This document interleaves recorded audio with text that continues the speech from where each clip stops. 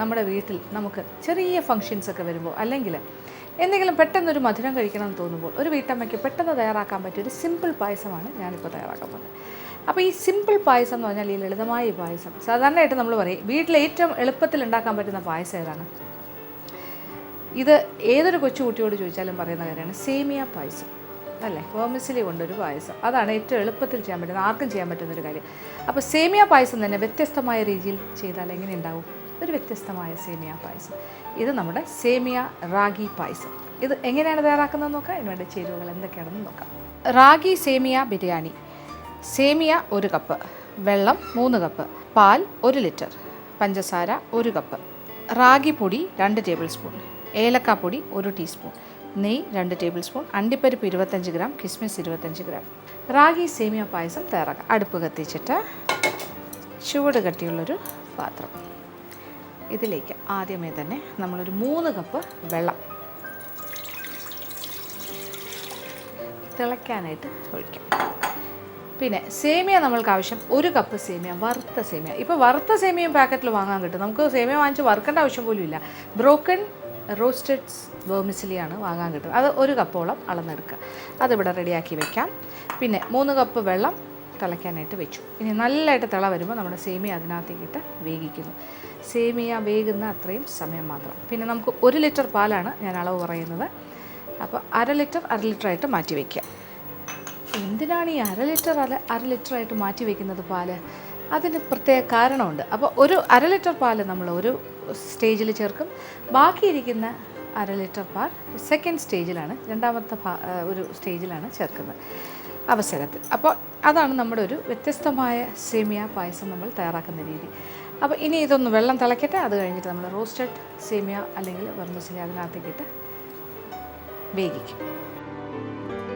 ഇപ്പോൾ വെള്ളം നല്ല തിളച്ച് കഴിഞ്ഞു. ഇനി ഇതിലേക്ക് നമ്മൾ റോസ്റ്റഡ് വെർമിസിലി സേമിയ വറുത്തത് ചേർക്കാൻ പോകും.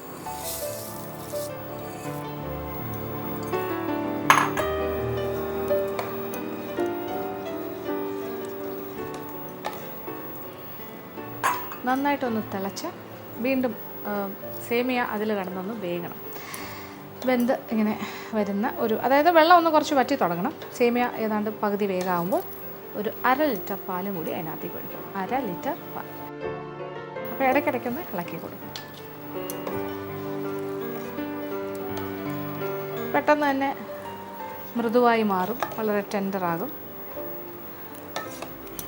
വിചാരിക്കുന്നതിനെക്കാട്ടിലും പെട്ടെന്ന് തന്നെ നമുക്ക് ഉണ്ടാക്കാൻ പറ്റുന്നൊരു പായസമാണ്. സാധാരണ നമ്മൾ മിൽക്ക് മെയ്ഡൊക്കെ ചേർത്തിട്ടാണ് സേമിയ പായസം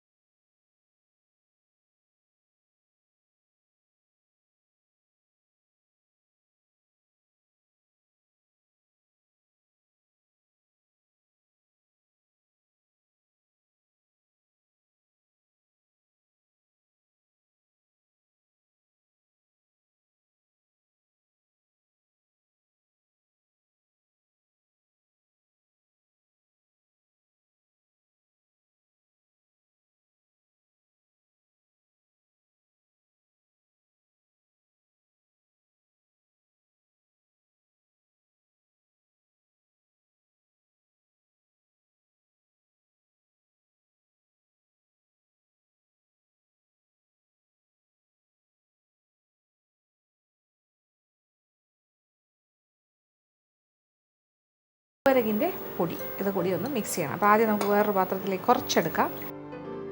കുറച്ച് പാലാദ്യം എടുത്തിട്ട് റാഗി പൗഡർ, കൂവരകിൻ്റെ പൊടി ഒന്ന് യോജിപ്പിക്കും. ആദ്യം കട്ടയില്ലാണ്ടൊന്ന് യോജിപ്പിച്ചിട്ട് ബാക്കി പാലിൻ്റെ കൂടെ മിക്സ് ചെയ്യാം.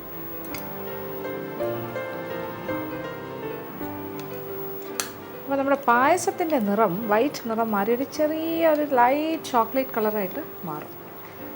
അതാണ് ശരിക്കുള്ള നിറമായി പോകും ഇതിൻ്റെ നിറം.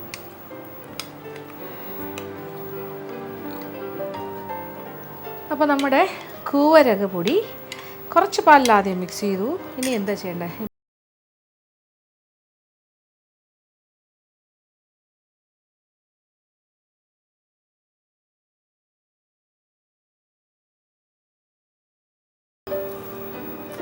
ഇങ്ങനെ യോജിപ്പിച്ചെടുത്ത് റാഗി പൗഡർ കലക്കി, അതായത് കൂവരക പൊടി കലക്കിയ 1/2 ലിറ്റർ പാൽ അത് തിളച്ചു കൊണ്ടിരിക്കുന്ന നമ്മളുടെ സേമിയ പായസത്തിലേക്ക്, ഇപ്പോൾ പഞ്ചസാരയും കൂടി ചേർത്ത് നന്നായിട്ട് തിള വന്നുകൊണ്ടിരിക്കുകയാണ്, ഇതിലേക്ക് ഒഴിച്ചു കൊടുക്കുക.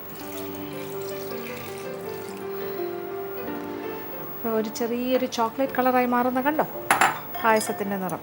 ആ വൈറ്റ് കളറൊന്നും മാറിയിട്ടുണ്ട്. ഇനി ഒന്ന് തിളച്ച് കഴിയുമ്പോൾ പെട്ടെന്ന് തന്നെ കുറുകും. അപ്പോൾ ഈ റാഗി ചേർത്തിരിക്കുന്നതുകൊണ്ട് അതിൻ്റെ ഒരു കുറുകലും കൂടി ഉണ്ടാവും. നമ്മൾ ഈ പഞ്ഞിപ്പുല്ല് കുറുക്കില്ലേ അതുമാതിരി, പക്ഷേ അതുപോലെ അത്രയും തിക്കായിട്ടല്ല നമ്മൾ കുറുക്കുന്നത്. എങ്കിലും ഈ പായസം ഇരിക്കും തോറും കുറച്ചുകൂടി ഒന്ന് കുറുകി വരും. അതിനനുസരിച്ചിട്ടാണ് ഞാനിപ്പോൾ വെള്ളവും പാലും ഒക്കെ ചേർത്തിരിക്കുന്നത്. പിന്നെ ഇതിനെക്കാട്ടിലും പിന്നെ ഇത് നമ്മൾ തയ്യാറാക്കി കഴിഞ്ഞ ഉടനെ കുറച്ച് ലൂസായിട്ട് തന്നെ ഉണ്ടാവും. എങ്കിലും ഇരുന്നൊരു കുറുകലുണ്ട്. അപ്പോൾ അത് മനസ്സിൽ കണ്ടിട്ടാണ് ഇത്രയൊക്കെ ചേർത്തിരിക്കുന്നത്. പിന്നെ അതും പോലെ കുറച്ചുകൂടി ലൂസാക്കണം എന്നുണ്ടെങ്കിൽ വീണ്ടും കുറച്ച് പാലോ ചൂടുവെള്ളമോ ചേർത്ത് കൊടുത്താൽ മതിയാകും.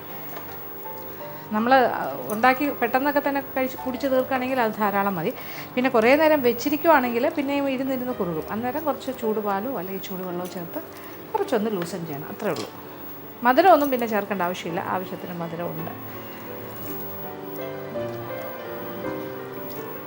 ഇപ്പോൾ നമ്മളുടെ പായസം കുറുകി തുടങ്ങി. ഇതേ നോക്കൂ, കുറുകിയ പായസം. ഒരു ലൈറ്റ് ചോക്ലേറ്റ് കളറല്ലേ, വൈറ്റ് കളറല്ലല്ലോ നമ്മുടെ പായസം, ചോക്ലേറ്റ് കളർ. അപ്പോൾ ഇതാണ് നമുക്ക് വേണ്ടത്. ഇനി ഇതിലേക്ക് കുറച്ച് ഏലക്ക പൊടിച്ചത്. ഇനി നമ്മൾ 1 ടീസ്പൂണോളം ഏലക്ക പൊടിച്ചത്. നല്ലൊരു പായസത്തിൻ്റെ മണം, ഏലക്കയുടെ മണമാണ് പായസത്തിൻ്റെ മണമായിട്ട് നമ്മളുടെ ഒരു കോൺസെപ്റ്റ്. ഏലക്ക മണം കേൾക്കുമ്പോൾ നമുക്ക് പായസം ഓർമ്മ വരും. അപ്പോൾ നല്ല കുറുകിയ പായസം ആയിക്കഴിഞ്ഞ് ഇനി ഇത് ഇരുന്ന് കുറച്ചുകൂടി ഒന്ന് കുറുകും. പിന്നെ പെട്ടെന്ന് തീർത്തില്ല, കുറേ നേരം വെച്ചിരുന്നാണെങ്കിൽ പിന്നെയും കുറുകിയിരിക്കും. അപ്പോൾ ഇച്ചിരി ചൂടുപാൽ അല്ലെങ്കിൽ ചൂടുവെള്ളം ഒഴിച്ച് കൊടുക്കുക. അപ്പോൾ പായസം ഇവിടെ റെഡി ആയി കഴിഞ്ഞു. സേമിയ റാഗി പായസം. പക്ഷേ ഇനി ഇതിൽ കുറച്ച് കാര്യമുണ്ട്. നെയ്യിൽ അണ്ടിപ്പരിപ്പും കിസ്മിസും കൂടി വറുത്ത് ഇതിൻ്റെ മുകളിലായിട്ട് ഇടണം. അപ്പോൾ നമുക്കൊരു വിളമ്പ് പാത്രത്തിലേക്ക് മാറ്റിയിട്ട് ഒരു അലങ്കാരമായിട്ട് തന്നെ അണ്ടിപ്പരിപ്പും കിസ്മിസും അതിൻ്റെ മുകളിലേക്ക് വറുത്തിടാം. അടുപ്പിൽ നിന്നും മാറ്റും.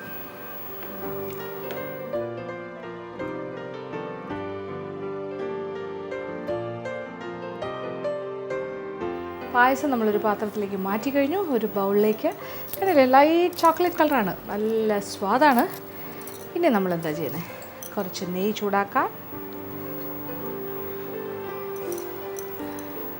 നെയ്യ് നല്ല ചൂടായിട്ട് അണ്ടിപ്പരിപ്പും കിസ്മിസും വറുത്ത് പായസത്തിൻ്റെ മുകളിലായിട്ട് ഒഴിക്കും.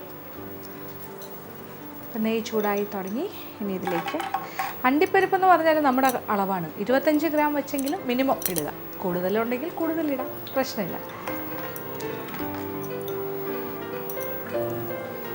കുറച്ച് കിസ്മിസ് കൂടി ചേർക്കാം.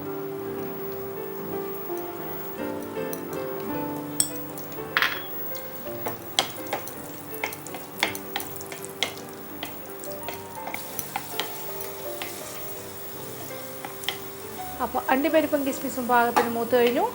തീ ഓഫ് ചെയ്യാം. അപ്പോൾ ഈ നെയ്യോടുകൂടി നമ്മളത് പായസത്തിൻ്റെ മുകളിലേക്ക് ഒഴിക്കും.